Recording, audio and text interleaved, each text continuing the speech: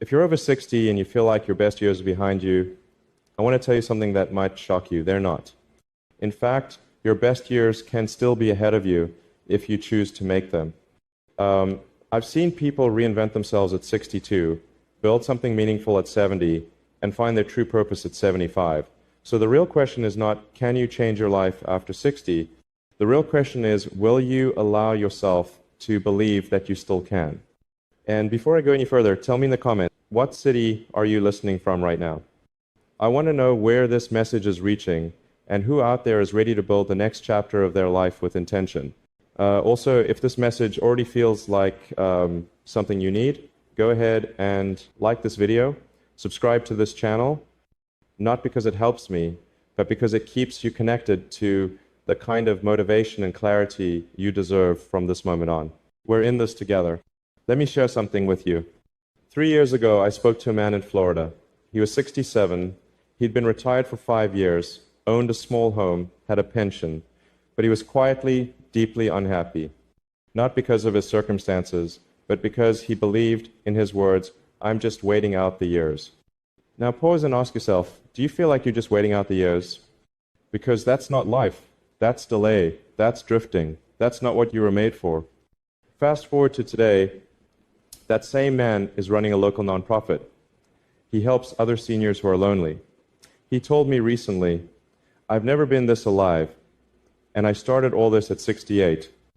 Here's what I want you to hear. Age doesn't determine vitality, belief does. Your life can change radically, but the moment it starts isn't in your body. It's not even in your bank account. It starts in your decision." And if you stay with me through this video, I'm going to walk you through the most powerful mindset shift that I've seen completely transform lives after 60. That's the promise. Stay with me to the end, because that part is where everything turns. But for now, we need to begin with the lie most people carry without realizing it. Here's the first principle. You're not too old to start something new. You've just been trained to think your age is a reason to stop. That belief is what's holding most people hostage. It's what makes a person settle for television instead of reading, what makes them stop building, stop dreaming, stop reaching. But here's the truth, and it's not just motivational talk, it's neuroscience. Your brain still builds new pathways well into your 80s. That means your ability to learn, change, and grow is biologically alive. So the enemy isn't age, the enemy is stagnation. That mental fog that creeps in when we stop setting new goals. Let me ask you something. What's one thing you always said you'd do when you had time? What if that time is now? Write it in the comments. One thing, one spark. Let's light the fire. I've often said this. Failure is an option here. If things are not failing, you're not innovating enough. That applies to you too. If you haven't failed at anything new recently, it may be because you haven't tried anything new. And I'm not saying you should launch a rocket. I'm saying launch a new routine, launch a new skill, launch a new version of yourself, even if it's a small shift. That's how momentum starts. And maybe, just maybe, this part of your life isn't about success in the traditional sense. Maybe it's about contribution, about meaning, about legacy. If you're a person of faith, consider this. Even Moses started his purpose at 80. He heard from God in a desert when everything seemed quiet. Sometimes that silence is preparation. If you've been praying, this message might be part of the answer. So here's what I want you to do today. 1, write down one thing that still excites you, something you've always wanted to explore. 2, write down what has stopped you before, name the barrier. 3, then write down one tiny step you could take in the next 48 hours to begin moving toward it. It could be checking a book from the library, calling someone, watching a tutorial, starting a walking routine. Small steps change lives, especially when they become habits. In the next few minutes, I'm going to show you a mindset technique that I've seen transform ordinary people into high-impact thinkers even after 60. But here's the challenge. You must unlearn the idea that slow equals safe, because staying still is the most dangerous thing you can do right now. If you're still here, I just want to say you're already ahead of most people. Most people hear truth that stirs something inside them, and then they scroll past it. But you stayed, and that tells me something very powerful about you. You're not here to be entertained. You're here because something inside you still wants more from life. And that desire, that's the beginning of your reinvention. Now let's keep building that momentum. You see, there's a subtle trap that often shows up after 60. It's this quiet slide from living to just surviving. You've worked hard, raised children, paid the bills, navigated crisis after crisis. You've done the hard things for decades. And now society says, you've done enough. Sit back, be quiet, let time take over. But I don't believe in that. And I don't think you do either, because deep inside, there's something in your spirit that wants this next part of your life to mean something. You don't want to just survive these years. You want them to matter. So here's what I want you to remember today. You do not owe the world your silence. You owe the world your wisdom.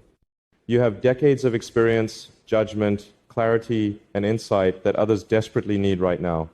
That is your power. Can I ask you something? If there was one message you could leave behind for your grandchildren, your friends, your neighbors, what would it be? Drop it in the comments. I want to read it, because that message might just be the beginning of something bigger than you expected. It could turn into a blog, a book, a local class, a podcast, a weekly letter. You don't have to be tech savvy. You just have to be honest. That's what people crave today. Think of it like this. When NASA launches a rocket, the moment that takes the most energy isn't when it's cruising in space, it's when it breaks the Earth's gravity. That's where the resistance is strongest. That's where most of the fuel is burned. Now, the same is true for you. Right now, you might feel like breaking old patterns takes too much energy, that trying something new is too overwhelming. But once you break gravity, once you push through the resistance, everything gets lighter. You begin to float, you begin to glide, and most of all, you begin to feel free. Let me tell you about a woman I met at a speaking event in Colorado. Her name was Karen. She was 72. She said, Elon, I used to be a school teacher. I loved teaching, but after I retired, I just stopped. I didn't think anyone would want to learn from me anymore. Then one day, her granddaughter asked her to help with homework. That led to tutoring a few neighborhood kids. Within 6 months, Karen started a free after-school program in her community center. At 73, she was shaping young minds again, not because she had to, but because she realized you never stop being a teacher. You just stop giving yourself permission to share what you know. What's your Karen story waiting to happen? One of the most powerful questions you can ask yourself right now is this. Who am I becoming, and what story am I telling myself about what's still possible? Because identity is the engine of behavior. You can't change your future by just changing your schedule. You have to change what you believe about who you are. And maybe that's the biggest barrier for most people over 60. They've let the world write the ending of their story too early. But what if you rewrote it? What if instead of I'm too old, the new line was, this is the decade I finally give the world my best self? If you've been wondering, is there still purpose for me? Yes. Yes, there is. You were not created to simply fade out. There is something deeply spiritual about legacy, about choosing to build, even when the world says you've done enough. God does not stop speaking once you hit retirement. He still whispers ideas, opportunities, direction. You just need to slow down enough to hear again. So here's what I want you to do next. 1, write a new statement about who you are becoming. Not who you were, not what you did for a living, who you are now becoming. 2, speak it aloud. Say it each morning this week. Something like, I am someone who grows every day.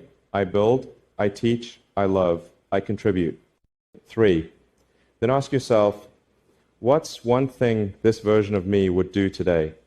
Take that step. It could change the course of your week or your life. Now, we've talked about momentum, about shifting from survival to significance, about identity.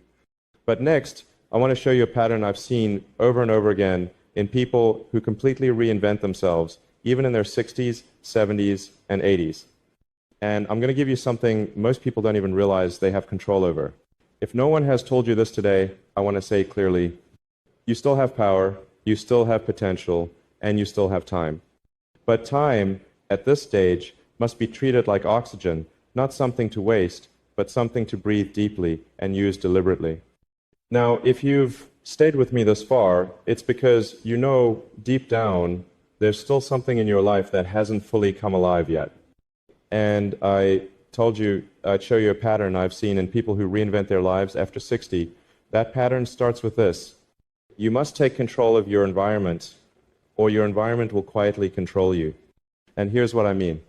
You can have the best mindset, you can write inspiring affirmations, you can even pray with full faith, but if you wake up every day surrounded by noise, clutter, doubt, and distractions, it dulls your spirit. It drains your energy before you even begin. So let me ask you, what does your environment say about your future? Is it supporting the person you're becoming, or silently pulling you back into who you used to be?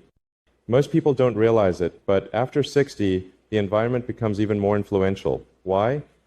Because you're spending more time at home. Your circle is smaller, your routines are more predictable, and that means your surroundings have more impact on your thoughts than ever before. Let me tell you about a man named Robert. He was 74, lived alone in a quiet suburb in Ohio. He told me, "I want to write a book, Elon, but I just can't seem to focus." So I asked him, "Where do you try to write?" He said, "On the couch with the television on, next to a pile of unopened mail and newspapers." See the problem? Environment was sending signals of confusion, noise, and distraction, not creation, not purpose. So we made one simple change. He cleared out a small desk in a sunlit corner. No clutter, just a notebook, a pen, and a reminder card that read, "I'm still becoming." 3 months later, he had 30,000 words written. Not because he had more time, but because he had more focus. So I'll ask you again, what small change can you make in your environment this week that tells your mind, this is who I'm becoming now? Is it a reading chair with a Bible and a journal beside it? Is it finally removing the things in your space that remind you of pain instead of possibility? Is it posting a photo of the person you want to become? Drop it in the comments. What change will you make this week? I want to hear your vision. And if you're still watching, give this video a like, because the second half of what I'm about to share is where it all begins to connect. Here's something no one tells you directly.